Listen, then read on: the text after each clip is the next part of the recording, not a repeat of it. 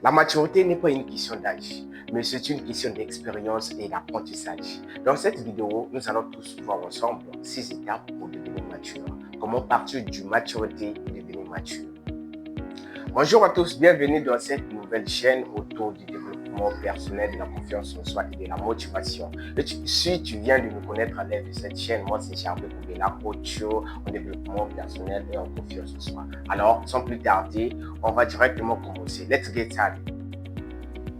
La toute première étape pour devenir mature, c'est de ne pas chercher à impressionner les autres. Il y a Albert Einstein qui a dit ceci que la folie, c'est toujours continuer à faire la même chose et s'attendre aux résultats différents. Donc, quand tu cherches à impressionner les autres, tu es en train de perdre ton temps, tu es en train de faire quelque chose qui va à l'encontre de tes valeurs. Pourquoi? Parce qu'on ne vit pas pour les autres, on vit pour nous-mêmes. Chercher à impressionner les autres, ce n'est pas avoir confiance en soi. Ça veut dire que tu n'as pas confiance en toi, raison pour laquelle tu cherches à impressionner les autres. On doit se rendre à l'évidence que peu importe ce qu'on pourrait faire, les gens vont toujours parler. Qu'on fasse du bien tout comme du mal, les gens vont toujours parler. Donc, c'est mieux de contenter de ce qu'on a. Tu ne peux pas aller emprunter les choses que toi tu n'as pas juste pour impressionner les autres, les choses que toi tu n'as pas juste que les autres puissent voir que toi tu es un vrai jeune, toi tu n'es pas ça. Sois fier de ce que tu as. Ne cherche pas à impressionner. Vis selon tes moyens. Quand tu cherches à impressionner, ça veut dire que c'est une sorte de maturité. Et quand tu cherches aussi à impressionner, tu vas te faire fourrer dans une fosse que toi-même tu vas te faire enterrer. Chercher à impressionner les autres peut te pousser à faire les choses que tu ne pourrais jamais faire. Mais vu que tu veux impressionner X, tu veux impressionner Y, tu vas aller t'endetter, tu vas aller faire n'importe quoi juste pour avoir ce que tu ne peux pas avoir par rapport à tes capacités. Alors, on est mature dès lors, on se rend à l'évidence que je ne vis pas pour les autres. Parce que les regards des autres, c'est vrai que c'est quelque chose qui nous effraie.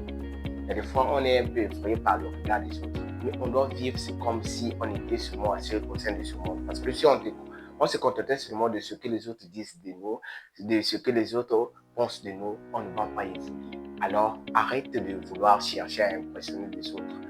Fonctionne par rapport à tes moyens, fonctionne par rapport à tes compétences. Ne cherche pas à voir ce que tu n'as pas, sinon tu finiras par voler, tu finiras par faire du n'importe quoi. Et ce n'est pas une sorte de maturité. La maturité fiable, c'est de ne pas chercher à impressionner les autres. La deuxième étape pour devenir mature, c'est de ne pas blâmer les autres pour tout ce qui peut nous arriver au sein de notre vie. Ne pas blâmer les autres pour ça. Il y a certaines personnes qui ont tendance à blâmer les autres pour tout ce qui peut survenir à leur vie. Genre que si je suis arrivé à cet état, c'est à cause de papa, c'est à cause de maman, c'est à cause de mon frère, c'est à cause de X, c'est à cause de Y. Faire de la sorte, ça veut dire que tu es encore immature. Pourquoi? Parce que tu as tous les membres qu'il faut. Tu as la bouche, tu as les pieds, tu as les mains, tu as les bras. Mais qu'est-ce qui t'empêche de vouloir atteindre tes objectifs, de vouloir faire ce que toi tu veux réellement au sein de ta vie, au lieu de blâmer les autres pour ça, que si je n'ai pas atteint ce niveau parce que c'est un tel qui a fait ceci, si je n'ai pas eu telle compétence, c'est parce qu'un tel, non. Ne cherche pas à blâmer les autres. Cherche plutôt à assumer tes erreurs. Quand tu vas assumer tes erreurs, tu vas te rendre à l'évidence que si ça n'a pas marché, c'est parce que c'est à cause de ceci, c'est à cause de cela. Cela va te pousser à travailler au lieu de blâmer les autres. Parce que quand tu blâmes les autres, tu te rends faible. Le fait de se plaindre plutôt va te rendre faible parce que tu es en train de blâmer les autres pour tes propres erreurs. C'est vrai que même si les autres ont contribué, mais si toi-même tu as accepté, ça veut dire que c'est ta propre erreur. Tu dois te rendre à l'évidence que c'est comme ça la vie. Et puis ne blâme pas les autres. Persiste, genre que s'il s'agit de recommencer, il faut recommencer. S'il s'agit de changer de stratégie, il faut changer de stratégie au lieu de blâmer les autres pour tes propres erreurs. Ça, c'est une responsabilité. Tu dois te rendre responsable de tes actes. La troisième des choses pour devenir mature, c'est de parler peu et de beaucoup écouter.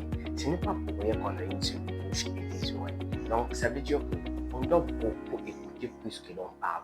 Parce que quand nous parlons, beaucoup, on ne peut pas apprendre. Mais quand nous écoutons beaucoup, on peut beaucoup apprendre. Pourquoi ce phénomène? Parce que quand tu donnes d'abord la priorité aux autres de parler, les autres parlent. Dès que les autres parlent, toi tu prêtes attention, tu es en train de les écouter. Quand ils vont finir de parler, à ton tour de parler, tu vas faire comme une petite synthèse. Tu vas prendre les idées de X, Y et des Z, tu vas ajouter ça à tes idées et ça va donner une bonne idée. Genre qui était, tout ce que tu vas dire, ça sera quelque chose de consistant. Raison pour laquelle c'est primordial de parler peu et de beaucoup écouter. Parce que quand tu parles beaucoup et tu écoutes moins, ça veut dire que tu ne vas rien apprendre. Prenons le cas du sage du village. C'est qui solvent souvent les problèmes du village. Qu'est-ce qu'ils font souvent? Quand vous avez un problème, vous venez auprès du sage du village.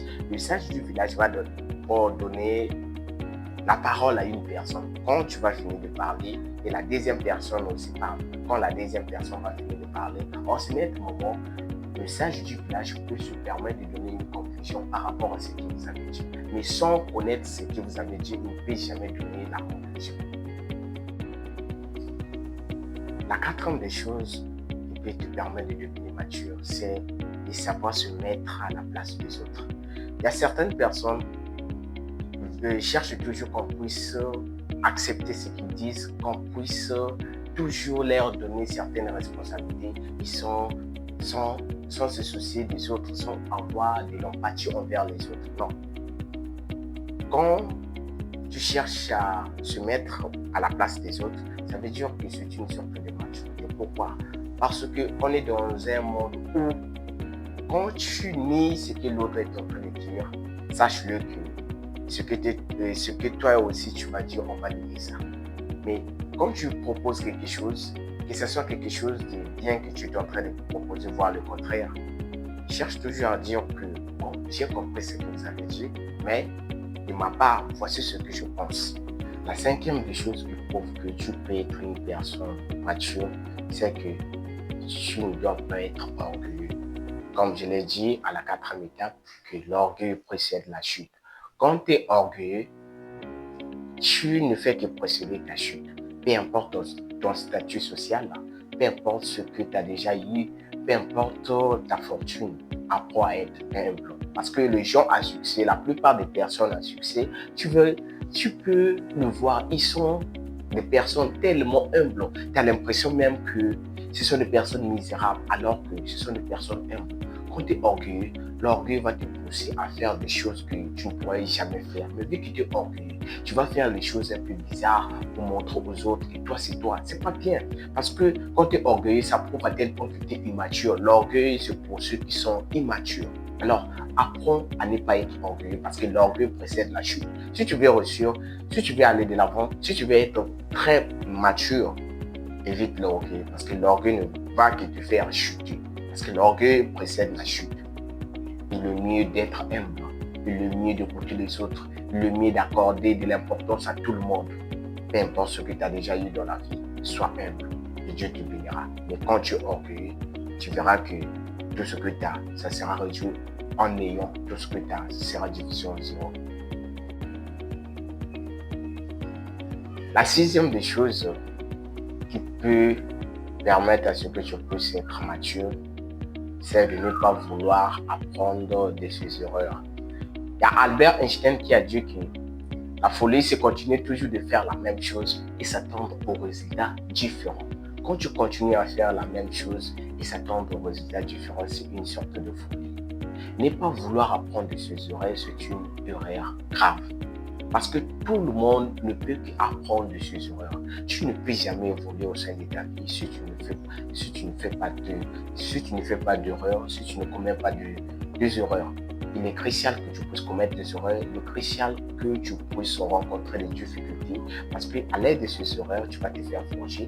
À l'aide de ces erreurs, tu vas aller de l'avant. Mais quand tu n'aimes pas faire des erreurs, malgré que tu fais des erreurs, tu cherches toujours à vouloir faire la même chose. Ça veut dire que tu n'es pas mature. Ça veut dire que tu ne veux pas être mature. Mais si tu veux réellement être mature, tu dois apprendre de tes erreurs. Il y a Nelson Mandela qui a dit ceci que je n'ai jamais perdu. soit je gagne, soit j'apprends. Je ne perds jamais, soit je gagne, soit j'apprends. Donc, ça veut dire quoi? Que quand il a le succès, il a gagné. Mais quand il échoue, ça veut dire qu'il va apprendre parce qu'on ne peut qu'apprendre de nos erreurs. L'échec est le meilleur professeur de tout le temps. Quand tu veux te faire bien enseigner, tu dois rencontrer des échecs, tu dois rencontrer des difficultés qui vont te faire enseigner, qui vont t'engendrer des leçons. Mais quand tu ne cherches pas à apprendre de tes erreurs, c'est une erreur grave parce que le meilleur professeur de tout le temps, c'est l'échec. Merci beaucoup. J'espère que la vidéo vous a plu. Et si vous avez d'autres astuces à proposer par rapport à la vidéo, mettez-les dans les commentaires. J'ai hâte de vous lire parce que l'homme ne peut que vivre en complémentarité des autres. Nul est parfait. Mais ensemble, on peut devenir une meilleure version de nous-mêmes. Et n'oubliez pas, le samedi prochain pour de nouvelles vidéos. Comme toujours, c'était Jericho Bernard. Soyez anti-négatifs et toujours optimistes à vos ambitions.